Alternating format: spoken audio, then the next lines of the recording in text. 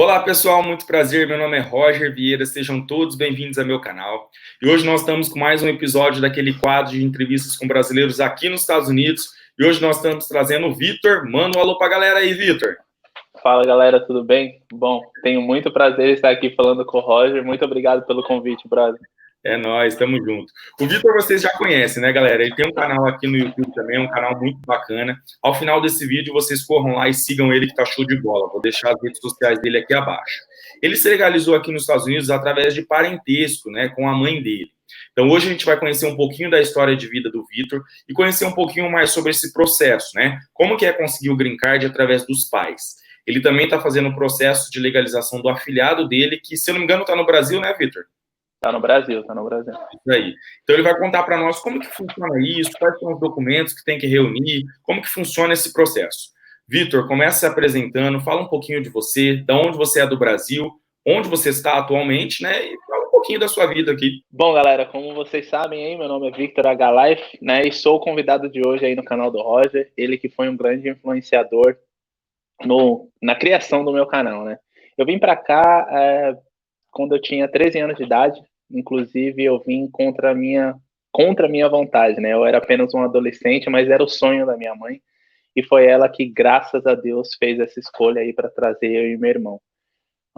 Ela veio primeiro sozinha, né? E depois, 3 anos depois, ela foi e buscou eu e meu irmão. E a legalização minha e dele foi através dela. Afinal de contas, foi ela que casou com um americano e assim conseguiu passar a documentação para nós. Faz 25 anos que moramos agora nos Estados Unidos e eu sou extremamente grato por ela ter feito essa escolha e ter feito isso acontecer, né? Em como mudou a minha realidade e a realidade do meu irmão. E fala para nós, quais foram os documentos que ela precisou apresentar? Ela buscou todos os documentos, todos os processos sozinha ou ela precisou de ajuda com alguém? Cara, por incrível que pareça, naquela época não existia esses meios, essas vias de comunicação, né? Então ela teve que usar um advogado, em qual foi um judeu que ajudou ela e o meu padrasto muito, mas muito mesmo. E o processo foi feito tudo através desse advogado, né? Hoje em dia as pessoas conseguem fazer com contador, se estão aqui nos Estados Unidos, ou até mesmo sozinha, pesquisando e buscando um tipo de informação para preencher todos os papéis da forma certa. A gente veio, quando nós viemos, a gente tinha o visto de turista, tá? Quando eu e meu irmão viemos, a gente veio depois dela, então ela obteve o visto para ela primeiro, depois ela conseguiu o visto para mim e para o meu irmão, quando ela já estava em processo de casamento, ela já tinha se casado, e aí ela estava obtendo os documentos dela, né? Quando a gente veio, ela ainda não era uma cidadã americana. E até interessante você falar sobre isso, porque vocês conseguiram o visto de turista, mas ela já estava aqui nos Estados Unidos. Já estava aqui. E qual foi a burocracia assim para vocês conseguirem? Porque eu imagino que para tirar uma criança do Brasil, né, de qualquer país, precisa de autorização conjunta dos pais. Como que ela fez para trazer vocês para cá? Teve alguma dificuldade? Não, porque até mesmo quando ela veio, ela deixou a guarda pro meu padrasto, né? O pai do meu irmão, porque o segundo casamento da minha mãe foi o com um americano, em qual ela está casada até hoje.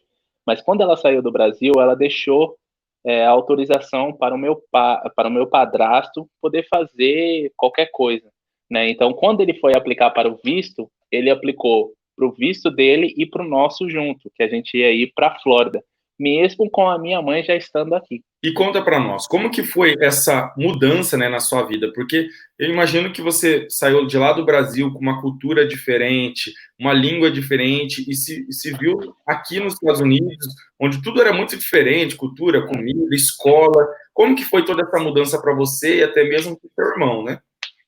Cara, para mim, Roger, foi muito, mas muito difícil, né? Até mesmo porque, como eu falei aqui no começo, eu estava entrando na minha adolescência. Então, você há de convir comigo que o momento para o homem, para o homenzinho no Brasil é dos 14 até os 17 anos, que é onde ele se descobre, que é onde ele tem todas aquelas aventuras que a gente sabe que o brasileiro tem. E a cultura americana é completamente diferente, né? E parece que eu cheguei aqui nos Estados Unidos com 13 anos de idade e parece que eu regredi, até mesmo porque a sexualidade aqui é diferente, a forma das crianças pensarem é completamente atrasada do que a nossa cultura, né? Um garoto de 13, 14 anos já está pensando em mulher, esse tipo de coisa, né? Já está vendo muito da vida. Aqui, um garoto de 13, 14 anos, ele está super envolvido em videogame, ele está super envolvido em esportes, né? Porque aqui todas, junior high school e high school, é muito forte. Se você tem um certo tipo de habilidade, ou se o seu pai, né, quer que você jogue algum tipo de esporte, ele te influencia muito para isso. Então, esse foi o meu choque. Eu cheguei aqui, 13, eu estava dentro de uma cultura e entrei dentro da cultura americana, que são completamente ao oposto. Mas para o meu irmão, já foi muito mais fácil, brother, mas muito mais fácil mesmo. Por quê? Ele chegou aqui, ele tinha 7 anos de idade, então ele não tinha malícia nenhuma, ele não tinha conhecimento nenhum, né? Ele chegou aqui, ele estava no kindergarten, lá no Brasil, ele tinha acabado de sair da creche, ou pré-creche, eu não sei como que é o nível de escola no Brasil. Mas ele não estava nem no primeiro ano escolar ainda. Então, para ele chegou na cultura americana e virou um americano, né? Tanto é que o meu inglês é fluente, é perfeito, né? Mas o dele, se você vê eu e ele falando, você consegue escutar a diferença, que o inglês dele é muito mais americanizado do que o meu. Como que foi a questão da escola para você? Que eu acho que é o mais complicado para o adolescente, né? Porque você veio numa fase já adolescente, você passou por algum tipo de dificuldade ou preconceito por ser imigrante, brasileiro, ou ter uma certa dificuldade com a língua? Cara, por incrível que pareça, minha mãe sempre se preocupou muito com isso, né? Especialmente pelo fator de nós sermos negros. Então, no Brasil, ela trabalhava em 2, 3 empregos, meu padrasto trabalhava em 2 empregos para a gente poder ter uma condição de vida. E ela sempre teve esse mindset, essa coisa na cabeça dela, tipo, nossa, eu tenho que dar o melhor para meus filhos, tentar colocar os meus filhos de uma forma onde eles possam alcançar o seu objetivo aí de uma forma mais fácil, sem tanta pedras pelo caminho. Então, quando eu cheguei aqui, o único choque que realmente que eu tive, Roger, foi a questão da língua, né? Eu cheguei aqui e, tipo assim, o inglês eu nunca tinha nem ouvido falar, eu nunca tive uma aula, eu não sabia falar hi, bye, nada. E por incrível que pareça, nós tivemos uma dificuldade muito grande quando nós chegamos aqui. Porque eu vim, como eu te expliquei, né? Eu vim com meu padrasto que trouxe eu e meu irmão, e a minha mãe, a gente veio no primeiro voo da JAL Airlines. Hoje em dia eu nem sei se a JAL opera Brasil e Estados Unidos mais. E o que aconteceu? As nossas malas, o voo da JAL Airlines, ele fazia conexão em Nova York e ia para o Japão, né? Então, nesse processo de conexão, as minhas roupas e a do meu irmão, ela foi para o Japão. Ela nunca desembarcou com a gente. A gente ficou no aeroporto 2 horas e meia esperando a roupa, esperando, até que eles falaram: olha, realmente a bagagem de vocês continuou o voo lá para o Japão e quando chegar lá a gente vai receber as malas de volta. Só que naquela época, cara, burocracia de mala, de não sei o que, não era tudo computadorizado como é hoje em dia. Então, as nossas malas ficou perdida. A gente só recebeu as nossas roupas de volta depois de 2, 3 meses. 2, 3 meses eu fiquei sem roupa para conseguir ir na rua. E eu cheguei aqui, eu e meu irmão chegamos aqui no pior inverno de Nova York, que foi o de 97, né? 96, 97, 98, cara, nevava de tipo, dar no meio das canelas, né? E a gente ficou trancado, inclusive, uma vez em casa, 5 dias, sem poder sair na rua, de tanta neve que caiu em Nova York. E, puta, desculpa o palavrão, mas isso foi o pior momento. A inglês e chegar aqui no extremo frio. Quando eu saí do Brasil, a parte da minha infância estava no Guarujá. E Guarujá é extremo calor, cara, extremo calor. O inverno do Guarujá sei lá, eu acho que é um dia de verão aqui de Nova York. E foi muito, muito difícil para mim. O meu irmão já era tudo festa, já era tudo alegria, era tudo diferente. Ele amou a neve, ele rezava para ter a neve, você tá me entendendo? E eu, né, com certos paradigmas, com certas travas na minha cabeça, nossa, eu larguei meus amigos, larguei meus avós, eu já tinha uma mentalidade diferente, e isso já me afetou de uma outra forma. E principalmente esse fator de não ter as minhas roupas aqui, em qual fez com que a gente ficasse em casa aí quase 60 dias, Foi muito difícil. Em algum momento você chegou a brigar assim com a sua mãe? Porque eu sei que acontece muito isso com os adolescentes, né? Eles responsabilizam muito os pais, né? Hoje você já é um adulto, um homem formado, mas em algum momento você chegou e falou: Poxa, mãe, por que você fez isso comigo e tal? Cara, foi muito difícil essa transação entre eu, Victor Hugo, filho, e a minha mãe, né? Primeiro porque já fazia 2 anos que a gente estava afastado da minha mãe e só por ligação, você tá me entendendo? Então a gente só tinha comunicação com a minha mãe, era 2, 3 vezes no mês, porque era muito caro, tá? Isso é algo que as pessoas nem vão saber ou nem imaginam escutar a respeito. Mas tinha que se comprar cartão telefônico para você se comunicar.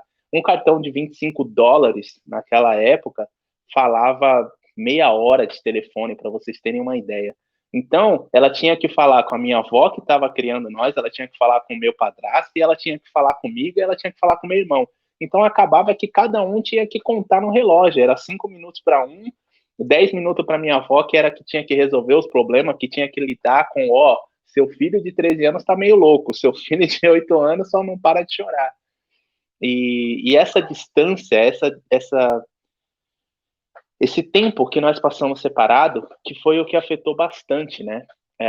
Aquele relacionamento entre mãe e filho, porque na minha cabeça começou a criar um certo pensamento, um certo paradigma de que ela tinha abandonado a gente.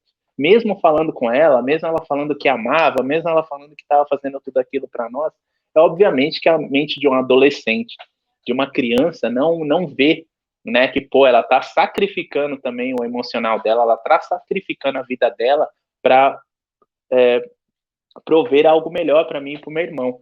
Então, quando eu cheguei aqui, brother, você imagina, neve, sem roupa, sem inglês e lidando novamente com a minha mãe, em qual a minha avó fazia tudo o que eu queria, né? Eu sempre fui o querido da minha avó, mesmo ela tendo mais 5 netos, eu era Victor Hugo. Então, Victor Hugo, Victor Hugo, Victor Hugo.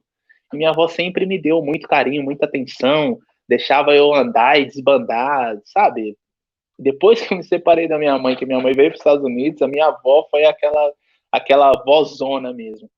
E aí eu cheguei com a realidade da minha mãe, sempre muito dura, sempre querendo impor muito, sempre querendo nos educar para que se tornássemos grandes homens, né? A minha mãe sempre foi mãe e pai. Mesmo eu tendo padrasto na minha vida, a minha mãe sempre era a que comandava, que dizia sim, não, talvez, maybe, entendeu?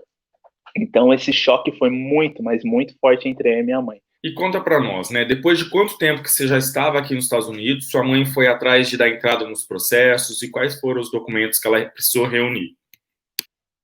Então, esse processo começou quando, que nem eu falei, quando eu cheguei aqui, a minha mãe já estava no processo de receber o green card dela. Então, ela já tinha casado, já tinha recebido o social e a autorização de trabalho.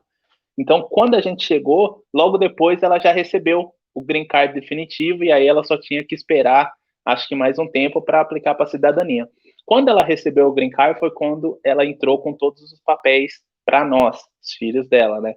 E aí a gente já estava, se eu não me engano, aqui nos Estados Unidos 1 ano. Nós já estávamos aqui nos Estados Unidos há 1 ano. Eu já tinha completado 1 ano escolar aqui nos Estados Unidos. Tecnicamente, vocês já estavam fora de status? Já.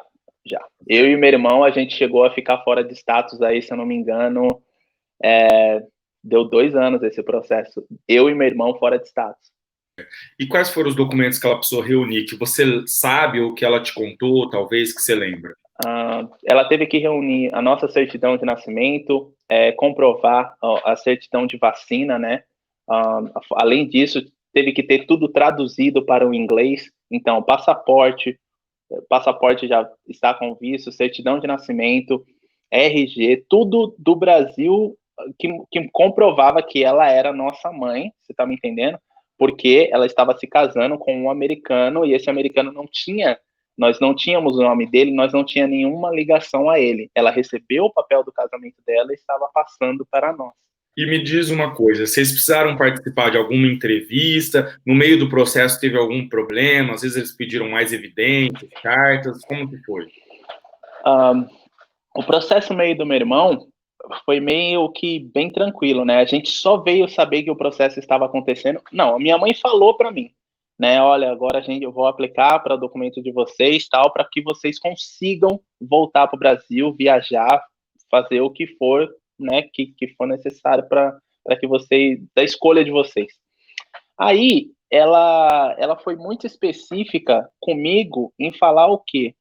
Você precisa ter muito cuidado com a informação que você dá para os outros. Por quê? Eu fui para uma escola de imigrantes, né? O meu irmão já entrou no primeiro ano colegial para americano, porque ele mesmo não falando a língua, não tinha um junior, um preschool, certo? Não tinha um preschool para imigrantes, mas um junior high school tinha para imigrantes, onde é que os filhos de outros imigrantes vão para esse junior high school, em qual eles têm um acesso mais fácil à língua inglesa.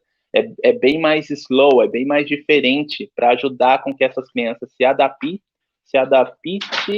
ao inglês e se adaptem à cultura americana. Você acha que você vai cortar isso daí? Pessoal, não tem problema não. Para vocês que não demora muito tempo aqui nos Estados Unidos, às vezes se confunde um pouco, tá? Então ele não tá fingindo. Cara, tem palavra que eu não consigo encontrar, às vezes, em português, entendeu? Eu não consigo pronunciar da forma correta. Aí fica parecendo que eu tô tentando inventar, mas não é. Pode ficar tranquilo. Continua aí. E aí, o que aconteceu? Ela se comunicou comigo, falou que, Vitor, a gente vai entrar com processo e, né, em 3 anos, porque aquela época não era que nem hoje. Hoje em dia, se você tem toda a documentação correta, se você está se casando, comprovando, né, que está tudo certinho, o processo está sendo muito mais rápido. Não sei se vai ter alguma mudança com o que estamos passando agora, mas o processo está mais rápido. Aquela época levou 2 anos para a gente receber social, para a gente receber o social é o primeiro que vem, depois vem o green card. A gente não passou por nenhum tipo de preocupação, porque ela usou um advogado, como eu falei. O advogado era judeu. Advogados judeus nos Estados Unidos, cara, eles são muito, mas muito bons. Eu já tive um advogado judeu para o problema que eu tive, que eu fui atropelado aqui nos Estados Unidos, isso vem para uma outra história. E também tive um advogado judeu para o processo imigratório. E ele, cara, eu conversei com o cara acho que 2 vezes, entendeu? A gente só fui com a minha mãe e com o meu padrasto lá para conversar com ele, para ele explicar que, ó, você não pode entrar em nenhum tipo de problema, você não pode se envolver com drogas no high school, nem nada, porque o processo está rolando e a documentação foi enviada da forma certa, com tudo certo. Vai depender de você, vai depender das suas escolhas. A minha mãe sempre foi muito verdadeira comigo, colocando a responsabilidade das minhas ações em mim, entendeu? O meu irmão dependia completamente dela, então é óbvio que ele não ia fazer nada para prejudicar isso.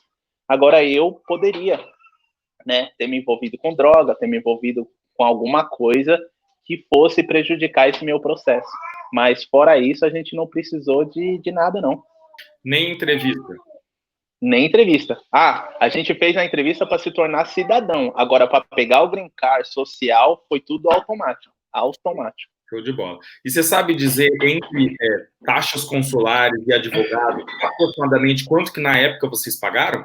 Na época, se eu não me engano, foi cerca de $6.000, né? Porque era o processo meu e o do meu irmão. E o processo da minha mãe de se tornar cidadã. Porque enquanto a gente estava obtendo o green card ainda, a minha mãe já estava se tornando cidadã americana, porque ela já estava casada há 3, 4 anos, entendeu?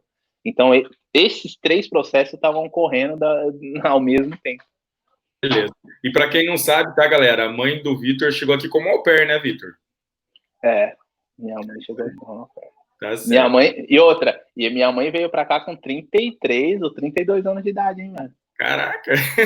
Já tava velhinha, com 2 filhos nas costas, sem inglês, sem nada, mano.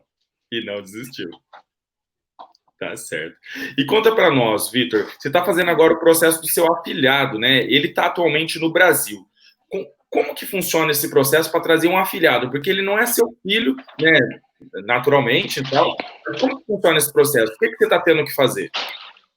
Cara, o processo do meu afilhado foi o seguinte: o tempo que eu morei no Brasil, que foi 6, 7 anos, eu me relacionei com uma pessoa em qual eu adotei esse filho, né? Ele tem o meu nome, todo o processo legal lá no Brasil. E agora entramos com documentação, ele estando lá no Brasil para receber autorização de vir, para não ter nem que vir com visto nem nada. Ele já está tentando o social e o green card para entrar aqui como legalmente, né? Sem ter esse processo de obter visto, para depender do visto, para chegar aqui, para depois fazer o processo aqui. Está sendo um processo muito mais lento do que se ele viesse com um visto e a gente aplicasse aqui, ele estando aqui no Brasil. Ele estando aqui nos Estados Unidos. Só que esse processo aqui, com as pesquisas que eu fiz, ia custar o quê? $1.900, $2.000, tá? E lá no Brasil está custando $700, né? É um processo bem mais lento. É bem mais lento. Bem mais lento. Por quê? O mesmo advogado que vem sempre ajudando a minha família, sempre dando instruções, ele mostrou o que eu tinha que fazer e ele só cobrou a parte dele para enviar os documentos para ser representante. Eu não estou pagando o processo todo, né? Eu não estou pagando para um profissional fazer tudo. Eu preenchi os papéis, eu mandei tudo que ele pediu, ele passou para mim uma lista do que eu tinha que enviar para ele e uma lista do que eu precisava de documentos da criança lá no Brasil, do adolescente, né? Você consegue falar quais são esses documentos? Mais ou menos, assim, para a galera saber? Certidão de nascimento, ele tem que ter o passaporte, RG, ele tem que comprovar que eu sou pai, né? Então a gente tem que ter certidão de paternidade, eu não sei o que foi isso, e eu ter todos os meus documentos certos aqui nos Estados Unidos. Quando eu digo meus documentos certos, o que eu quero dizer com isso? Eu tenho que ter pago meus impostos dos últimos 3 anos, eu tenho que comprovar uma renda para uma família de 4 pessoas, né? Porque se eu estou casado aqui nos Estados Unidos e eu tenho um filho, eu tenho que comprovar que eu tenho dinheiro suficiente para manter mais um filho. Que ele não vai vir para aqui, para os Estados Unidos, para ser um peso para o governo, para entrar em auxílio governo ou qualquer coisa do tipo. Esse Obama quer essas coisas. E você sabe me dizer aproximadamente quanto que, assim, é esse valor que um americano tem que ter o sponsor do estrangeiro? Porque a gente fala muito isso, né? Que uma pessoa para vir para cá, né? O outro que está casando ou que está sendo pai, sponsor, alguma coisa assim, tem que ganhar X por ano. Você sabe aproximadamente quanto que é? Então, o meu contador, eu já declaro $55 mil por ano. Uhum. E o contador teve que aumentar para 78 mil dólares por ano, porque a esposa não recebe, né? Então, por exemplo, eu tenho que estar comprovando que eu ganho $78 mil por ano para manter uma família de 4 pessoas. Você sabe se com essa medida provisória do Trump, né, de restringir que imigrantes venham para cá por 60 dias, o processo dele tem atrasado um pouquinho mais ou não? Tem, cara. O processo dele, para te falar a verdade, Roger, já atrasou desde o ano passado, né? Teve algumas medidas aí que foram mudadas e a gente está em processo de análise. Inclusive, o advogado tinha falado esse ano que ele ia ter que recorrer ou entrar com algum pedido de explicação para saber o porquê que estava levando tanto tempo. E nisso eu ia ter que gastar mais $380, né? Mas aquela mesma coisa, ele ia passar os documentos que eu tinha que preencher, requisitando o porquê da demora, o que estava acontecendo, se estava faltando alguma documentação, para aí ele enviar esse papel, esse documento para a imigração. Certo. E atualmente você já é cidadão americano, né? Faz quanto tempo que você se tornou cidadão americano? Eu me tornei cidadão americano quando eu tinha 17 anos de idade, então vai fazer mais de 19 anos? Pode ser, eu sou ruim de conta. Vai fazer 19 anos que eu sou um cidadão americano e brasileiro, né? Porque eu não eliminei minha cidadania brasileira, em qual, pelo que eu ouvi falar, tá? Eu não sei se é correto, você me corrija, mas agora essas novas pessoas que estão se tornando cidadãs americanas, elas estão tendo que ter essa escolha, né? Eu não sei se isso é verdade. E conta para nós, o processo da cidadania é muito difícil? Da cidadania para mim, aqui nos Estados Unidos? Isso, como que foi? O processo de fazer cidadania americana foi muito difícil, a prova, tem que estudar muito? Cara, por incrível que pareça, quando a gente foi jurar a cidadania, mesmo com o processo da minha mãe já correndo, nós juramos a cidadania, se tornamos cidadãos americanos junto, eu, minha mãe e meu irmão. E eu não sei te explicar como que isso aconteceu, mas o processo do meu irmão e meu foi de uma forma e a minha mãe já tinha green card, né? Para você ver como anos depois alguma coisa já mudou que acelerou o processo meu com o do meu irmão e eu e minha mãe e ele fizemos a cidadania junto. O processo de cidadania, cara, ele pode parecer difícil, sim, mas para aqueles que não falam inglês, para aqueles que não tiveram nenhum tipo de educação na América. Por que eu digo isso? É muito patriotismo, tá? Para você se tornar um cidadão americano, você tem que decorar todos os estados. Tem um livro que tem 100 páginas, naquela época tinha 100 páginas que nós tivemos que estudar, e foi uma pressão psicológica muito grande. Por quê? Se você não consegue passar no processo de obter a cidadania, você tem que fazer de novo. E naquela época, né, há 19 anos atrás, era dito que nós iríamos ter que esperar 2 anos, se eu não me engano, ou 1 ano, para aplicar de novo para ser cidadão americano. Então, você imagina o psicológico. O psicológico foi muito mais forte do que a prova em si. Tinha 100 páginas, tinha que decorar todos os estados, os presidentes, tinha que saber a Constituição americana, não sei o quê. E quando o agente americano sentou com nós três, ele fez 4 perguntas para mim, 5 perguntas para o meu irmão e 10 perguntas para minha mãe. E todo mundo ficou com cara de ué, tipo, nossa, era só isso? Só isso. É mais fácil se tornar cidadão americano do que pegar o green card. Cara, foi um processo assim, ó. E naquela época, Roger, eu tava na faculdade, cara, então eu fiquei muito assustado, né? Porque eu falei assim, nossa senhora, velho, né? Pô, ter que decorar 50 estados, ter que decorar todos os presidentes mais importantes, a Constituição. E sabe, foi aquela pressão psicológica, principalmente da minha mãe, porque ela tinha muito medo de ter gastado todo esse dinheiro, todo esse tempo já tá rolando, e tipo assim, a gente chegar lá e fazer alguma merda. Eu falei assim, nossa, mano, o que vai acontecer, né? E, cara, chegamos na frente do agente americano, ele olhou todo o histórico, olhou algumas fotos nossas de família, que era para comprovar mesmo que nós éramos uma família, para comprovar que tudo estava certo, né? Meu padrasto do lado de fora da sala, só entrou nós 3 para falar com ele, e 4 perguntas para mim, 5 para o meu irmão. Na minha mãe, ele insistiu um pouco mais, e minha mãe ficou meio aqui nervosa, né? Ela errou alguns estados, ela errou algumas coisas, mas ele conseguiu ver que, pô, o inglês dela não era igual ao meu e do meu irmão, entendeu? Então, tipo, ele foi meio que maleável e ficou tudo bem. E conta para nós, Vitor, você já está aqui há um bom período de tempo, né? Fala para nós quais são os pontos positivos e os pontos negativos que você enxerga morando aqui. E vale ressaltar também que você voltou para o Brasil depois, né? E depois retornou para cá de novo. Então, dá um resumo bem rápido dessa situação e fala dos pontos positivos e negativos que você enxerga de morar aqui.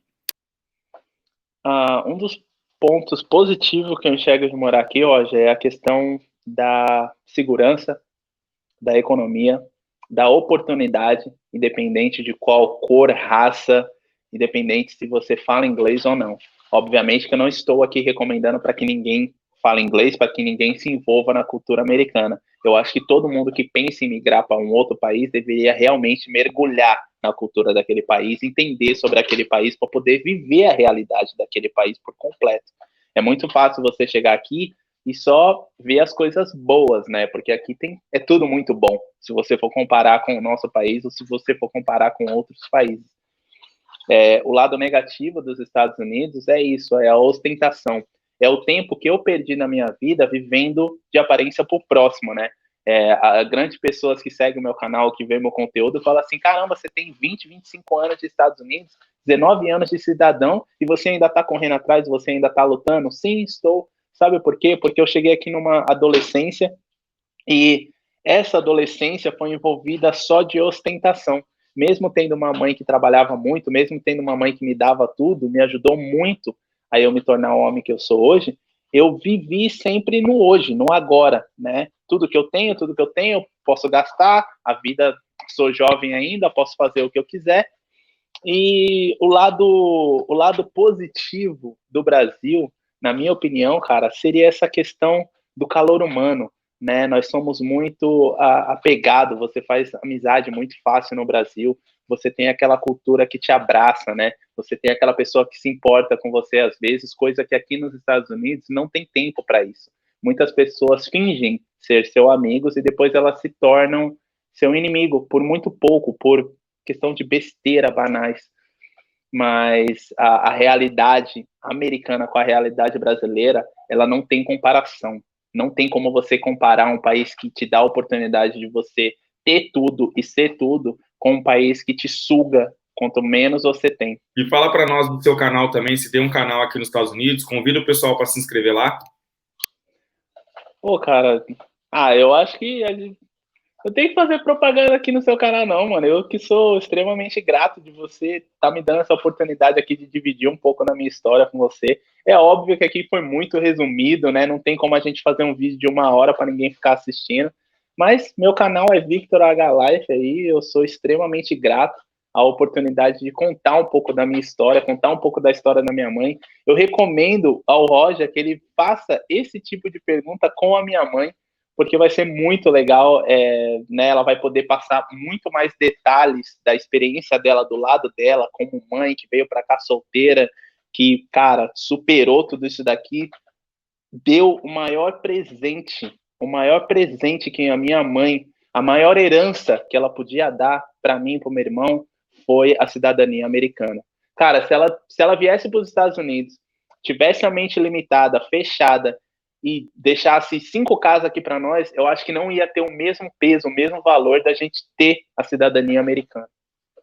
Considere-se convidada aqui. Depois você fala com ela para a gente marcar a entrevista. E para a gente finalizar essa entrevista, Vitor, se você pudesse dar um conselho para o pessoal que está lá no Brasil, pessoas que nos acompanham, que querem vir aqui a passeio, a trabalho, a estudo, ou até mesmo pessoas que querem morar aqui nos Estados Unidos. Hoje, você que é um cidadão americano, o que você falaria para essas pessoas? Cara, eu recomendo, primeiro de tudo, que você faça um planejamento, né? E dentro desse planejamento, você tem que colocar tudo na balança. A sua realidade que você tem no Brasil hoje contra a realidade que você vai vir morar aqui e experimentar aqui. Segunda coisa, cara, dentro desse seu planejamento, você precisa falar inglês, tá? Não venha para cá no oba-oba, não venha para cá com influência de outros canais, de outras pessoas, da minha realidade, da realidade do Roger, da realidade de qualquer outro youtuber que você venha seguir. Pegue, escolha 5 pessoas em qual você vê a verdade, vê a realidade que eles estão te passando e tenta absorver o máximo de coisa positiva. Positiva. É muito fácil mostrar um vídeo aqui para vocês e falar que eu tenho 2 carros, mas eu não falar para vocês que eu pago parcela em um deles. Eu não falar para vocês que eu não sei o que vai acontecer amanhã, porque se eu não trabalhar, eu não tenho como pagar. Vocês estão conseguindo me entender? E a outra questão, né, é muita coisa que vem na cabeça para me falar, mas não compare a realidade do Brasil com a realidade dos Estados Unidos. Eu sou um cidadão americano, já morei nas duas realidades. Mesmo sendo um cidadão americano, você tem que colocar na balança todas as suas escolhas, todas as minhas escolhas. Eu, no momento atual, por exemplo, eu não posso trabalhar com aplicativo de comida porque eu estou com ponto na minha carteira. Então, os aplicativos não estão aceitando. Você está me entendendo? Então, você tem que analisar tudo isso quando você vai investir a sua vida ou correr atrás do seu sonho, do seu objetivo. Você tem que realmente entender aonde você vai, como você vai e o que você vai fazer para vencer aonde você está indo. Bom, quero agradecer a participação do Vitor. Muito obrigado, Vitor, pelo seu tempo, pelas palavras também, são de grande valia. Convido vocês a seguir o canal do Vitor, que tem bastante informação bacana. Ele tem um conteúdo muito legal de coaching também, então segue lá, que é show de bola. Espero que vocês tenham gostado do vídeo de hoje. Lembrando que se ficou alguma dúvida, podem deixar um comentário aqui abaixo. Se curtirem esse vídeo, deixe seu joinha, compartilhem com os amigos. Não esqueçam de se inscrever no canal para acompanhar as novidades. E vamos até o próximo vídeo. Muito obrigado, Vitor. Gratidão, Roger.